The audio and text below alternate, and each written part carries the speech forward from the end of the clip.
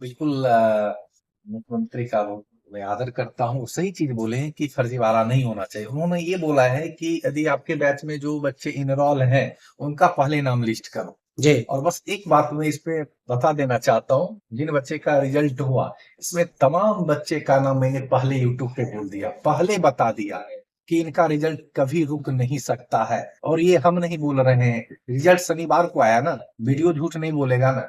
YouTube इतना back में नहीं जाएगा, हमको ऐसा प्रावधान तो नहीं है। यूट्यूब पे तमाम बच्चे का नाम लिस्ट कर दी, उनके फीडबैक डाले गए, इन लोगों का रिजल्ट हो गया। तो हम डाटा के आधार पे बोल रहे हैं, बच्चे की फीडबैक के आधार पे बोल रहे हैं कि 200 प्लस बच्चों का रिजल्ट हुआ। तमाम रैंकर भी मेरे यहाँ से हैं। आप देखोगे रैंक 2, इसमें भी दावे किए जाते हैं कि नहीं ये है ये। उनका हम प्रूफ बना दिए 5 मिनट के वीडियो, वही मेरे किस बैच से इनरोल है। Rank 23, rank 29, rank 31, rank 34, rank 55, rank आपका 72, रैंक 86, 101, इतने तो रैंकर है मेरे यहाँ। लगभग 2027 लोगों का रिजल्ट हुआ, तो तमाम लोग मेरे छात्र रहे हैं इससे। तो सर, आप जिन लोगों को गाइड करते हैं, उनसे भी कुछ प्रॉमिस होता है कि हाँ, साल भर में आपकी तैयारी हो जाएगी या 2 साल में हो जाएगी? देखिए, सिविल सर्विस की तैयारी आपको 1 साल देना पड़ेगा। प्रॉमिस तो मतलब ठीक है, बच्चे पूछते हैं तो हम एक चार्ट पहले दे देते हैं कि भैया कब आपकी सिलेबस कंप्लीट होगी। सपोज करो कि मेरा निर्णायक बैच आया है, एक एग्जांपल देते हैं, उसमें हमें 120 टॉपिक कराने, तो उसको कैटेगरी कर दी भैया, एक दिन में 4 टॉपिक कराने और 30 दिन में आपके टेस्ट के साथ आपके सिलेबस कंप्लीट हो जाएंगे। तो ये विजन पहले क्लियर होने चाहिए, वो ये क्लियर करके नहीं देते। क्यों क्लियर करके नहीं देते? क्योंकि उनको खुद ही नहीं पता रहता है बीपीएससी का भी। बीपीएससी के प्रीवियस ईयर क्वेश्चन देखिए, बीपीएससी के सिलेबस देखिए, तो आपको पता चलेगा कि 10 से 12 महीने में हम अच्छे से तैयारी कर सकते हैं। आज के समय में देखा जा रहा है कि शिक्षा को लोग आजकल व्यापार ही बना लिए हैं। आप देख सकते हैं कि राजधानी में किस तरह से चल रहा है, दो संस्थानों के बीच में जो विवाद है। अब छात्र जो है कहीं ना कहीं भटक रहे हैं। उनको ये लग रहा है कि हम तैयारी करें तो कहाँ करें, यूपीएससी हो या बीपीएससी हो या अन्य जो भी इंजीनियरिंग हो तैयारी करना हो। इसको लेकर उन छात्रों के लिए क्या गाइडलाइन है आपकी ओर से? देखिए, हम यही कहेंगे ना कि छात्र आज 2 गुटों में बंटे हुए हैं, ठीक है? नाम नहीं लेना चाहेंगे, विवादों से काफी दूर रहते हैं। तो छात्र बस इसी पे ध्यान दें कि भैया उनकी करियर की प्रायोरिटी फर्स्ट होनी चाहिए। जब आप फेल हो जाते हो ना, जब आप यहाँ से सफल होके नहीं जाते हो, तो आपका साथ कोई देने वाला नहीं है। किसी स्टूडेंट का देहांत हो जाता है, कितने टीचर जाते हैं। अब मीडिया में आप दिखते होंगे, कितना साथ देते हैं, कितने उनके घर वालों का साथ देते हैं, नहीं देते हैं। बस 5-10 दिनों के लिए वो लाइमलाइट होती है। तो छात्र को अपना करियर बनाना चाहिए, गुटों में नहीं बढ़ना चाहिए। और टीचरों के लिए हम यही कहेंगे कि भैया ठीक है, इस तरीके से विवाद ना करा करें, ठीक है? आपस में मिलजुल के शिक्षा देना एक उद्देश्य बचा है, ठीक है ना? पहले देखोगे तो शिक्षकों को सम्मान की नजर से देखा जाता था, बहुत रिस्पेक्ट दिया जाता था। लेकिन आए बीते दिनों में 1 साल 2 साल से देखोगे तो रील की दुनिया आ गई है। क्लास में गाली गलौज, अब मानो एक गाली गलौज यदि आप क्लास में देते हो, तो फिर बच्चे के बीच ये क्या मैसेज जाता है? बच्चे वही सीखेंगे ना, तो बच्चे वही तो 10 को सुनाएंगे बीच में।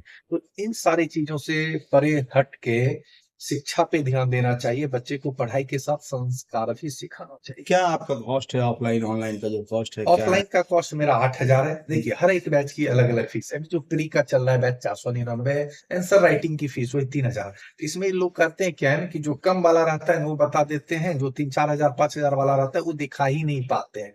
और ये पूरा मतलब इंडिया में फैला देते हैं कि हम तो इतना नहीं पढ़ाते। सबको इसी रेंज में पढ़ा रहा है, ऐसा नहीं कि हम ही कम में पढ़ा रहे हैं। अब जितने भी देखोगे, अब तमाम टीचर लगभग इसी रेंज में पढ़ा रहे हैं।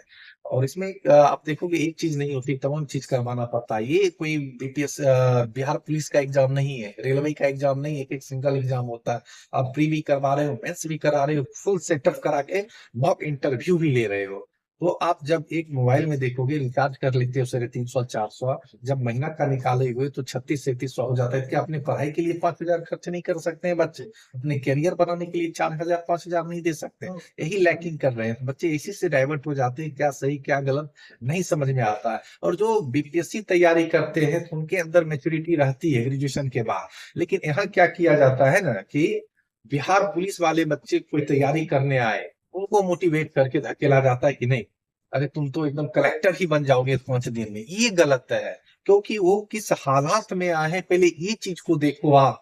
पहले वो बीपीएससी बिहार पुलिस निकाल लेंगे, फाइनेंशियल स्ट्रांग हो जाएंगे, फिर अपने रुपया का वो बीपीएससी की तैयारी करेंगे। वो मोटिवेशन उनको देना चाहिए। तो नहीं तुम यहाँ के बिहार पुलिस करोगे, यहाँ के तो तुम एकदम यूपीएससी निकाल लोगे, ये गलत चीज है। अभी देखिए एक लड़का मेरे यहाँ से निकला है rank 72, Raju Kumar, railway group D में जॉब करता था, अभी रैंक 72 है, डीएसपी बना है, फाइनेंशियल स्ट्रांग था, वो खुद के रुपया का वो लगभग पड़ा। उसके मन में तो ये बातें हट गई ना कि चलो फाइनेंशियल दिक्कत मुझे नहीं आने वाली है। तो ये चीजें करना चाहिए भाई, जो चीज का स्ट्रेंथ है वही करने दीजिए, फिर उसके बाद करेंगे। तो हम मोटिवेशन बच्चा ज्यादा लेते हैं। इंस्पिरेशन परमानेंट होता है, मोटिवेशन टेम्पोररी होता है। इंस्पायर होते हैं किसी से, वो आपका परमानेंट होता है। आपके संस्थान से कौन किन बच्चों जो बच्चे हैं वो यहाँ से किन किन पदों पर गए हैं अब तक?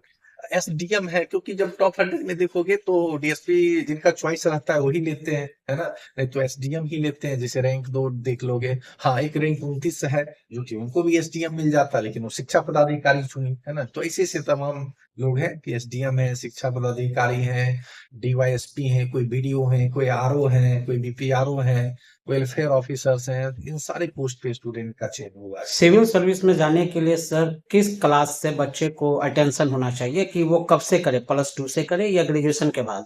हाँ, आपने ये सही क्वेश्चन किया है। बच्चे मेरे पास आते हैं ना, तो कहते हैं हम बिगिनर हैं। तो बिगिनर जब वो कहते हैं ना, तब तो लगता है कि अभी जन्म लिए हैं, 1-2 साल बाद नर्सरी स्टार्ट करेंगे, फिर 1-2 स्टार्ट करेंगे। बिगिनर इसमें आप कैसे हैं, 7 से 10 तक, अभी थोड़ा बहुत 11-12 ऐड किया है, आपने हर चीज पढ़ाया है, हर चीज पर भले हो सकता है लॉन्ग टाइम हो गया है, तो आप गो थ्रू नहीं किए हैं। तो चीजों को जब गो थ्रू करिएगा तो हो जाएगा। तो आप पहला बात ये बोलना बंद करिए कि हम बिगिनर हैं। हाँ, हम चीजों को पढ़े हैं, मेरी आंसर राइटिंग प्रैक्टिस छूटी हुई है, हम बेहतर तरीके से यदि प्रयास करेंगे, 1 साल प्रयास करेंगे तो चयन हो जाएगा। तो ये जो तैयारी करनी चाहिए, तैयारी तो आप 7 से ही कर रहे होते हैं, है ना। बस आपका एक मैंने कहा वहम है। हाँ, उसके बाद 12th के बाद या ग्रेजुएशन के बाद चीजों को देखिए। चीजों को क्या देखना है, सिलेबस देखना है, प्रीवियस ईयर क्वेश्चन देखना है कि 7 से 12th में जो चीज है उसमें से बीपीएससी सिलेबस का कौन कौन पार्ट्स हिस्सा आया है, कौन कौन सी चीजें पूछी जाती है, वो चीजों का एक लिस्ट बनाइए। उसमें देखिए कि प्रीवियस ईयर क्वेश्चन में क्या क्या पूछे गए, उसका एक लिस्ट बनाइए। तो आपकी तैयारी टू दी पॉइंट होगी, एग्जाम ओरिएंटेड होगी, बीपीएससी एग्जाम ओरिएंटेड तैयारी आप कर सकते हैं यदि इस तरीके से आप तैयारी करेंगे तो। सर सेल्फ नोट्स इसमें ज्यादा काम करता है या किसी भी इंस्टीट्यूट का नोट्स काम करता है? देखिए अब बताते हैं।